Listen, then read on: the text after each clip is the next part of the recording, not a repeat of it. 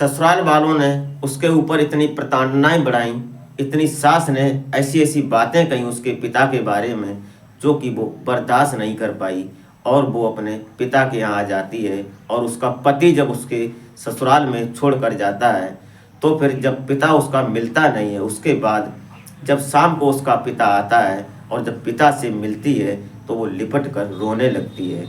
और उसके बाद उसका पिता उस रात ऐसा हो जाता है कि उसी रात उस लड़की को प्रसव पीड़ा होती है। उस प्रसव पीड़ा में सिर्फ पिता होता है, उसकी बेटी होती है और दोनों साथ में होते हैं। उसके बाद फिर दोनों रोकने की बहुत कोशिश करते हैं लेकिन कर भी कुछ नहीं सकते थे। पिता ने ही अपनी बेटी को पैदा किया बच्चा। और इतनी मुसीबत में एक ऐसी कहानी है, हार्ट टच स्टोरी है और इसको आप ज़रूर सुने। एक पिता और बेटी का प्यार, अनोखा प्यार। शायद आज तक आपने यही सुना होगा कि माँ और महिलाएं ही महिलाओं को बच्चा देने के समय साथ रहती हैं, लेकिन आज एक पिता ने अपनी ही बेटी को बच्चा पैदा करने में मदद की। तो आप इस घटना में, इस कहानी में अंत तक जरूर बने रहिएगा और घटना को जानने की कोशिश करते हैं और आशा करते हैं कि आप अपने परिजनों के साथ बेहद खुश, मस्त और खुशनुमा ज़िंदगी का लुत्फ़ उठा रहे होंगे। तो वीडियो में आगे बढ़ने से पहले आपसे बस वही एक छोटी सी रिक्वेस्ट कि अभी तक अगर आपने हमारे चैनल को सब्सक्राइब नहीं किया है तो सब्सक्राइब कर लें, एक लाइक करके एक छोटा सा कमेंट अवश्य कर दिया करें ताकि मेरा हौसला बढ़ता रहे। तो हमारे इस यूट्यूब मंच पर आपका बहुत बहुत स्वागत है। मैं आभार व्यक्त करता हूँ, आपको नमन करता हूँ आपके प्यार और सपोर्ट को। नमस्कार, आदाब, सत श्री अकाल। मैं अजय कोहली। आज की जो सच्ची कहानी मैं आपको सुनाने जा रहा हूँ, ये कहानी उत्तर प्रदेश की है। उत्तर प्रदेश में एक जगह पड़ती है, गांव में एक परिवार में पिता और बेटी दो ही लोग रह रहे थे। दरअसल इनकी जो माँ थी इस बेटी की, वो बच्ची को जन्म देने के बाद कुछ ही समय बाद वो इस दुनिया से जा चुकी थी। उसके बाद उसकी परवरिश सिर्फ उसके पिता ने ही की और छोटी सी बच्ची को लेकर उन्होंने, और डेली मजदूरी करने वाले पिता जिनका नाम रमेश होता है। अब रमेश जो कि छोटी बच्ची को लेकर मजदूरी भी करते थे, खेतीबाड़ी में काम भी करते थे, लेकिन उस बच्ची को अच्छी तरह से देखभाल करते थे। प्राइमरी के स्कूल में जब वो 1-2 साल की हुई तो वहाँ बैठना शुरू किया। उसके बाद छोटी मोटी पढ़ाई की उसने, पढ़ी लिखी ज़्यादा थी नहीं, कक्षा 5 तक प्राइमरी में पढ़ी। उसके बाद वो अपने घर को संभालने लगी। जब वो बच्चे खेलने के लायक होते हैं और उस समय वो बच्ची घर में अपने पापा के लिए रोटी बनाया करती थी। धीरे धीरे ये समय गुजर रहा था, बच्ची बड़ी हो रही थी। अब आए दिन बच्ची को कोई बात होती पिता से ही बोलती थी, क्योंकि पिता ही उसका माँ थी और माँ ही उसका पिता था। दोनों को वो एक ही नज़र से देखती थी। धीरे धीरे ये कहानी चलती रहती है। बच्ची धीरे धीरे बड़ी होने लगती है। उम्र उसकी लगभग 17-18 साल की हो जाती है। एक दिन ऐसा होता है कि उसी के बगल में एक लड़का रिश्तेदारी में आया हुआ था जिसका नाम दीपक होता है। अब दीपक रिश्तेदारी में उसकी मौसी लगती थी उसी गांव में, तो वहाँ पर आया हुआ था। उससे जब उस सीमा को देखता है तो सीमा देखने सुनने में सुंदर थी। भले ही गरीब थी वो, लेकिन दिल से बहुत शरीफ थी और शरीर से भी, चेहरे से भी सुंदर थी। उसकी आदतें इतनी सुंदर थीं जो कि तारीफ़ काबिल थीं।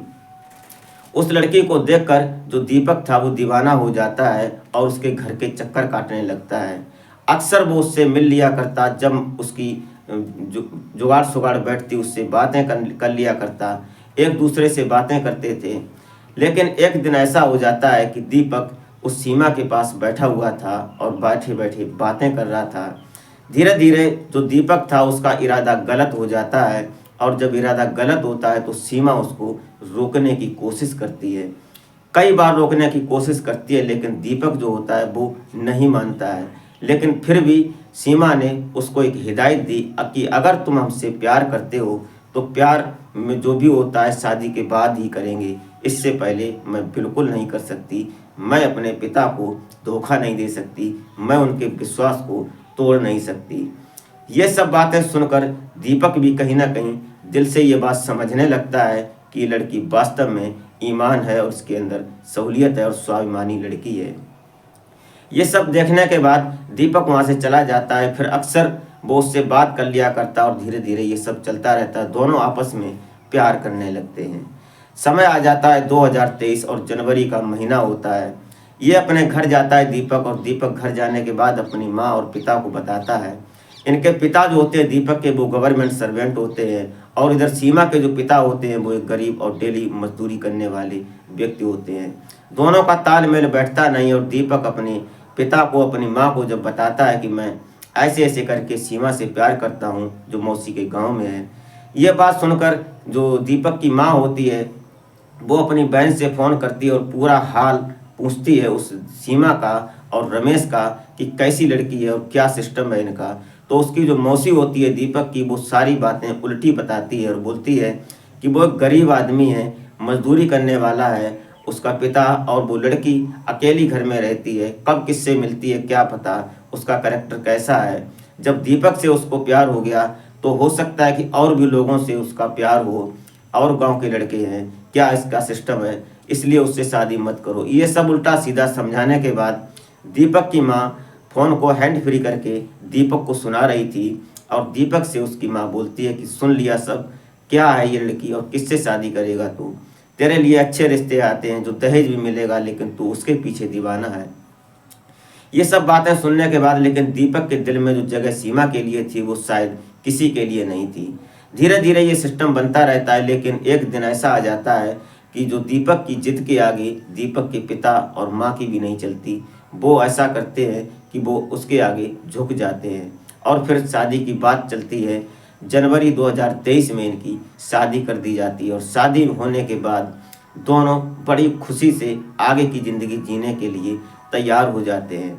उसके बाद सीमा जब अपनी ससुराल जाती है नई दुल्हन बनकर, तो उसकी सास कई एक बातें करती है कि कुछ लाई नहीं, और ये सब बातें होती हैं। उसके बाद जो उसकी सास के पास जो महिलाएं बैठने आती हैं उनको भी वो उल्टी सीधी बातें बताती है, और जो महिलाएं आती हैं वो भी उससे ये बोलती हैं उसकी सास को कि कैसी बहू लाई हो, कुछ मिला नहीं, और ये सब बातें सीमा अंदर ही अंदर सुनती है लेकिन कुछ कह नहीं सकती। धीरे धीरे वक्त आगे गुजरने लगता है। एक दिन ऐसा आ जाता है 2-4 महीने के बाद कि जो दीपक था, दीपक से सीमा प्रेग्नेंट हो जाती है, और प्रेग्नेंट हो जाती है तो एक दिन अचानक जो सीमा थी वो अपने पति दीपक को बोलती है कि ऐसा करो, पिताजी की बहुत याद आ रही है और पापा से एक बार मिला लाओ चलकर। तो उसने कहा कोई बात नहीं। तो दीपक अपनी माँ से पूछता है, क्योंकि दीपक अपनी माँ के बिना पैर नहीं हिला सकता था। यहाँ तक कि दीपक के जो पिता थे वो भी अपनी पत्नी के बिना पैर नहीं हिला सकते थे, भले ही वो गवर्नमेंट सर्वेंट थे, लेकिन उनकी इतनी हनक थी कि उसकी माँ के आगे किसी की चलती नहीं थी। इसलिए वो पूछता है अपनी माँ से, तो माँ उसको 2-4 बातें उल्टी सीधी बोलती है, और बोलने के बाद बोल देती है जाओ और जल्दी जाओ और फटाफट वापस आना है, रुकना नहीं है। ये सब सुनने के बाद दीपक अपनी 4 व्हीलर गाड़ी निकालता है, और निकालने के बाद सीमा को लेता है साथ में और अपने ससुराल के लिए चल देता है।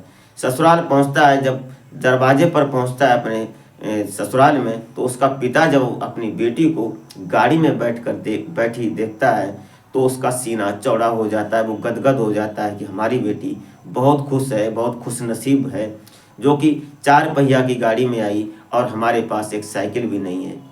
ये सोचने के बाद वो दिल से उसको रोने की सी लगने लगता है, और जब सीमा उतरती है गाड़ी से तो उतरने के बाद अपने पिता को लिपट कर रोने लगती है। तो दीपक का ससुर जो होते हैं सीमा के पिता, वो भी रोने लगते हैं। दोनों रोने के बाद बोलते हैं कोई बात नहीं बेटी, बड़ा खुश नसीब मैं हूँ जो मुझे तुम्हारे जैसी बेटी मिली, और तुम्हें इतना अच्छा परिवार मिला, ससुराल मिली। लेकिन सीमा के अंदर कुछ और था, वो कुछ कह नहीं पा रही थी उस समय। उसके बाद सीमा जब अंदर जाती है और दीपक भी अंदर जाता है, तो सीमा के पिता बहुत कुछ करने की कोशिश करते हैं उनके लिए, चाय नाश्ता सब जैसा भी था उन्होंने अपनी ओर से अच्छा किया। उसके बाद सीमा सारी बात अपने पिता को जब बताती है दीपक के सामने, तो पिता बोलते हैं इतनी सी बात, कोई बात नहीं बेटी, ससुराल में अक्सर ऐसा होता है। धीरे धीरे फिर शाम होती है तो दीपक की माँ दीपक को फ़ोन करती है और बोलती है कि वहीं रुक कर रह जाओगे क्या, घर नहीं आना है, ये सब। और उल्टा सीधा बोलने के बाद दीपक उसको सीमा को लेकर अपने घर वापिस आ जाता है। समय आगे बढ़ता रहता है, और समय आगे बढ़ते बढ़ते उसका जो सीमा का महीना प्रसव का होता है वो 9वां महीना चलने लगता है, और टाइम पूरा होने वाला था। अब घर में जो सारा काम करती थी सीमा अपने ससुराल में, वहाँ पर सीमा की सास कुछ भी काम नहीं करती थी, जो भी काम करना होता था सीमा को ही होता था। अब सीमा का टाइम पूरा हो चुका था, अब वो करे भी तो क्या करे। कपड़े धो रही थी, कपड़े धोते धोते वो थक जाती, उसको चक्कर सा आने लगता है। तो उसकी सास उसको उल्टा सीधा बोलने लगती है कि थक गई, तू ऐसा करती है वो करती है, अगर तुझे एक काम नहीं करना है तो अपने पिता को बुला ले, यहाँ एक नौकर की ज़रूरत भी है। ये सब बोलने के बाद सीमा की भी आज जुबान खुल जाती है और सीमा बोलती है अपनी सास को कि हमारे पिताजी के पीछे क्यों पड़ी हो तुम, हमारे पिताजी ने क्या बिगाड़ा। ये सब बोलने के वो बोलती है कि हमारे पिताजी जितना अच्छे आप नहीं हो सकते, मेरे पिता एक देवता समान है। ये सब बातें सुनकर जो सीमा की सास थी उसके शरीर में आग सी लग जाती है। उसने तुरंत फैसला किया और दीपक को बुलाया और बोलता है, उसने बोला कि इसको लेकर जाओ, इसकी मायके में छोड़ कर आओ, इसको यहाँ दोबारा लेकर नहीं आना है। ये सब उल्टा सीधा बोलने के बाद दीपक भी झल्ला जाता है कि तुम उसके पीछे पड़ी रहती हो, क्या हुआ ये सब। लेकिन वो नहीं मानने वाली थी। उसने कहा अगर नहीं लेकर जाओगी, इसको नहीं ले जाओगे तो मैं मर जाऊंगी, मैं तुम्हारे यहाँ नहीं रह सकती। ये सब उल्टा सीधा बोलने के बाद जब सास का ये ड्रामा देखता है वो अपनी माँ का, तो वो वहाँ से लेकर चला आता है और अपनी ससुराल में उसको छोड़ देता है। आज उसके पिता घर पर नहीं थे और जो सीमा थी बाहर बैठी थी। उसके पिता जब शाम को मजदूरी करके आते हैं तो अपनी बेटी को जब बाहर बैठा देखते हैं तो वो रोने लगते हैं, बोलते हैं क्या हुआ बेटी। तो उसकी बेटी भी उसके सीने से लगकर अपने पिता के रोने लगती है और अंदर जाते हैं जब, तो पूरा वाकया वो बयान करती है। उसके बाद वो समझाते बुझाते हैं कि ज़रा सी बात और तुम ऐसे करती हो बेटी, कोई बात नहीं। उसके दिल को तसल्ली देने की कोशिश करते हैं उसके पिता राजेश, लेकिन वो कर भी क्या सकते थे। उनके अंदर आग तो बहुत लगी थी लेकिन बेटी के सामने दिखाना नहीं चाहते थे। उसके बाद शाम को अच्छा खाना बनाते हैं अपनी ओर से, अपनी समझ से जो भी अच्छा बनाना चाहिए था उन्हें वो बनाया और अपनी बेटी को खिलाते हैं, बड़ा दुलारते हैं, प्यार करते हैं अपनी बेटी को और बोलते हैं कि बेटी कोई बात नहीं, सब अच्छा हो जाएगा।